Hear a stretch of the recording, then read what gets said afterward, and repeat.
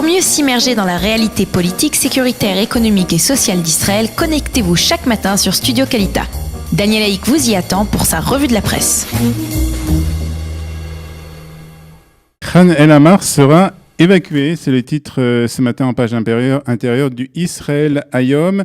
Le quotidien revient sur la décision du cabinet restreint de la sécurité de geler pour le moment l'évacuation du village bédouin. En effet, hier, le cabinet de la sécurité a décidé d'un report de plusieurs semaines du déplacement donc de ce village.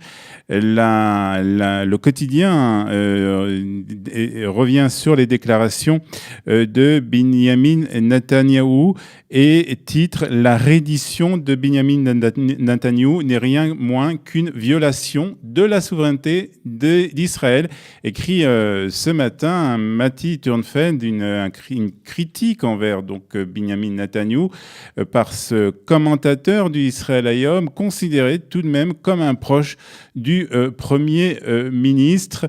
C'est donc ce sujet qui est traité ce matin en première page du Israël Hayom. Et puis, l'accord de paix jordanien, comme vous le savez, a connu des hauts et des bas, mais les commentateurs israéliens sont d'accord pour dire qu'il s'agit d'une des plus graves crises depuis la signature de cet accord. Il y a 25 ans, le Israël Hayom nous apprend que le roi Abdallah de Jordanie a annoncé hier que son pays avait notifié Israël de sa volonté de récupérer des zones prêtées à l'État hébreu pour une période renouvelable de 25 ans en vertu de l'accord de paix qui a été signé, nous rappelle le Israël Hayom, en 1994. En vertu du traité de paix signé en octobre 1994, Israël et son voisin jordanien, Israël a le droit d'exploiter ses terres pendant une période de 25 ans renouvelable automatiquement si aucune des deux parties n'a donné un préavis d'1 an. C'est les termes de cet accord qui sont rappelés ce matin par le journal Haaretz. Il s'agit de 2 secteurs, Bakura et Goumar, des secteurs qui se trouvent à Naharaim, dans le nord du désert de la Harava, 2 territoires qui devraient donc revenir entre les mains de la Jordanie d'ici 1 an, nous explique le journal Haaretz. Et le Yediot Ahronot ajoute que, répondant à l'annonce faite par la Jordanie, le Premier ministre Binyamin Netanyahou a indiqué qu'il prévoyait de négocier avec le royaume hachémite pour assurer que l'accord de paix tout entier reste intact. Il n'y a aucun doute sur le fait que l'accord est important et qu'il est précieux pour nos 2 pays, a déclaré hier Binyamin Netanyahou, des déclarations reprises ce matin donc par le Yediot Ahronot. Nous négocierons avec la Jordanie pour qu'il soit prolongé, conclut ce matin le quotidien. Les petits-enfants de Rabin ont laissé tomber le consensus national. C'est le titre ce matin de Israël Hayom en première page. Un titre qui critique l'attitude de Noah Rothman et Jonathan Ben-Artzi, les 2 petits-enfants du Premier ministre assassinés hier lors des cérémonies à l'occasion du 23e anniversaire de l'assassinat de Yitzhak Rabin. Noah Rothman, la petite fille de Yitzhak Rabin, a fustigé le gouvernement de Binyamin Netanyahou, écrit ce matin le Yediot Ahronot. Si vous ne cessez pas cette campagne d'incitation à la haine envers ceux qui s'opposent à vous, le sang sera versé, a-t-elle lancé lors d'un discours qui a été prononcé sur le mont Herzl. La réponse de Binyamin Netanyahou ne s'est pas fait attendre. Elle figure ce matin dans les colonnes du Maariv. Lors d'une déclaration à la Knesset, le Premier ministre a dit: à mon grand étonnement, il m'a été rapporté qu'une porte-parole du bureau du Premier ministre avait publié un article illustré par une photo de la poignée de main entre Yitzhak Rabin et Yasser Arafat, sur laquelle figurait la légende traite. C'est ce que a raconté hier Binyamin Netanyahou lors de son intervention à la Knesset. C'est aussi ce que rapporte donc ce matin le Maariv. J'étais particulièrement choqué et surpris parce que je ne pouvais pas croire un seul l'instant qu'un membre du cabinet du Premier ministre puisse publier une telle chose, poursuit le chef du gouvernement. Mais j'ai bien évidemment demandé à faire vérifier cette rumeur. Il s'est avéré qu'il s'agissait d'une fausse information et que la personne à l'origine de cette publication n'est en rien liée au bureau du Premier ministre, a expliqué donc ce matin, a expliqué hier donc le Premier ministre au cours de cette allocution prononcée à la Knesset et qui est reprise ce matin par le Maariv.